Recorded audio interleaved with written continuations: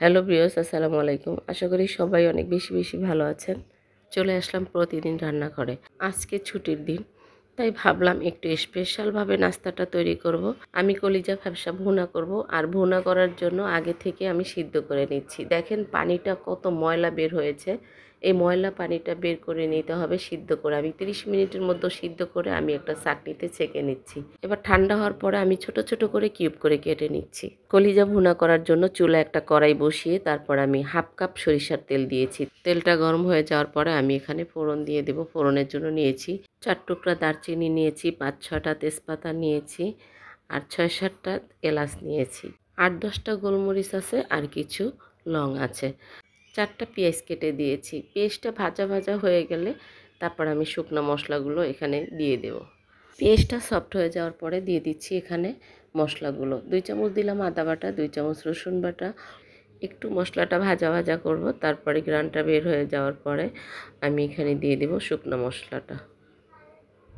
শুকনো মশলার ভিতরে 2 চামচ মরিচের গুঁড়া, 3 চামচ হলুদের গুঁড়া, 1 চামচ ধনিয়ার গুঁড়া, 1 চামচ ভাজা জিরার গুঁড়া দিয়ে আমি ভালো করে মশলাটা কষাবো। স্বাদ মতন লবণ দিয়ে দিলাম। মশলাটা আপনি যত কষাবেন ততই ভালো হবে। সামান্য একটু পানি দিয়ে দিলাম যাতে মশলাটা পুড়ে না যায়। এবার আমি মশলাটা ভালো করে কষিয়ে তারপর এখানে দিয়ে দেব একটা টমেটো। টমেটোটা আমার ডিপে ছিল, ডিপে থেকে বের করে দিয়েছি। এখন আমি ভালো করে মশলাটা ভুনা ভুনা করে নিব। দেখেন মশলার গায়ে তেল উঠে গেছে। এবার আমি আগে থেকে ধুয়ে রাখা কলিজাগুলো এখানে দিয়ে দিচ্ছি। গরুর কলিজাই হোক আর খাসির কলিজাই হোক, রান্না করার আগে সিদ্ধ করেই নিতে হবে। এই পর্যায়ে আমি দিয়ে দেব একটু পানি। পানি দিয়ে আমি ভালো করে কষিয়ে নেব। কলিজা ভুনা করায় আপনি যত ভালো করে কষাবেন ততই খাবারটা মজার হবে আর খেতে ভালো লাগবে, কোনো গন্ধ আসবে না। আমি অল্প করে পানি দিয়েছি। এবার আমি এই পানিতে আবারও কষাবো ভালো করে। প্লিজ ভিডিওটি ভালো লাগলে অবশ্যই লাইক কমেন্ট করে ফেসবুক পেজটি ফলো করবেন আর আমার ইউটিউব চ্যানেলটি সাবস্ক্রাইব করবেন। আজকে ছুটির দিন, যেহেতু স্পেশালভাবে নাস্তাটা তৈরি করব, আমি আমার ভাই বোনদের সাথে একটু শেয়ার করছি। আসলে রান্না হলো মনের একটা আর্ট। আপনি যত ভালো করে এক পায়ে দাঁড়িয়ে রান্না করবেন ততই আপনার রান্না হবে স্বাদ। বাসার মানুষের প্রশংসা যদি পেতে হয় তাহলে একটু তো কষ্ট করতেই হবে। এ পর্যায়ে আমি দিয়ে দিয়েছি ঝোলের পানি। চুলার আগুনটা কমিয়ে 30 মিনিটের মতো আমি কষিয়ে তারপর আমি ঝোলের পানি দিয়েছি। এবার আমি 2 চামচ গরম মশলার গুঁড়ো দিব। 4-5টা কাঁচামরিচ দিয়ে ঢাকনা দিয়ে ঢেকে রাখবো। আমি আর জাল করব না, চুলাটা এই পর্যায়ে বন্ধ করে দেব। এই ঝোলটা থাকবে না, শুকিয়ে যাবে।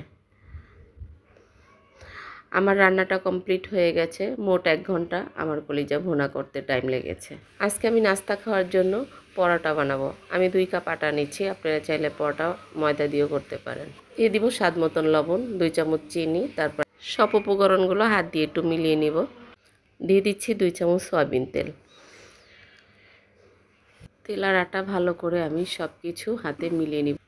মিশানো হয়ে গেছে। এখন আমি অল্প অল্প করে পানি দিব আর আটাটা মেখে নেব।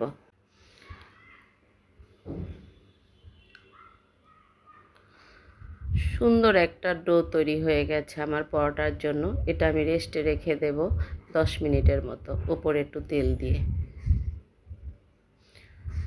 দেখেন কত সুন্দর হয়ে সফট হয়ে গেছে। এবার আমি 4টা পরোটা করব। সব কয়টা পরোটা আমি এভাবে বানিয়ে নেব। রুটি বেলা আমার হয়ে গেছে। এটা দেখেই বুঝে নিতে হবে আমি কি করছি, এটা বলে দেওয়ার কিছু নাই। এভাবে আমি সব কয়টা পরোটা বানিয়ে নেব। এভাবে পরোটা তৈরি করলে আপনি টেবিলে রেখে খেতে পারবেন 3 থেকে 4 ঘন্টা পরে। আপনার পরোটা ঠান্ডা হবে কিন্তু সফট থাকবে। আসলে আমার পরোটাগুলো বেশি একটা শেপ সুন্দর হয় নাই। আমি খুব তাড়াতাড়ি করছি, অনেক টাইম হয়ে গেছে, নাস্তা খাওয়ার জন্য অপেক্ষা করছে। শেপ যেমনই হোক, খেতে কিন্তু একই স্বাদ। দেখেন ভাজাটা কত সুন্দর হয়েছে। কিছু স্কোয়ার দিয়েছি, কিছু আর কি গোল করেছি। এবার আমি সালাডটা তৈরি করে নিয়েছি। ছুটির দিনে সবাই যেহেতু বাসায় থাকে, আমরা চাইলে এভাবে করে নাস্তাটা খাওয়াতে পারি। আমাদের একটু কষ্ট হলেও খেয়ে আপনার প্রশংসা করবে। বিসমিল্লাহ, আলহামদুলিল্লাহ। এত মজা হয়েছে বলে বোঝাতে পারবো না। সত্যি বাসায় একবার ট্রাই করবেন, তাহলে খেয়ে এভাবে রান্না করে কলিজা খেয়ে বুঝবেন যে এর স্বাদ কতটা। আজকে পর্যন্তই। আসসালামু আলাইকুম, আল্লাহ হাফেজ।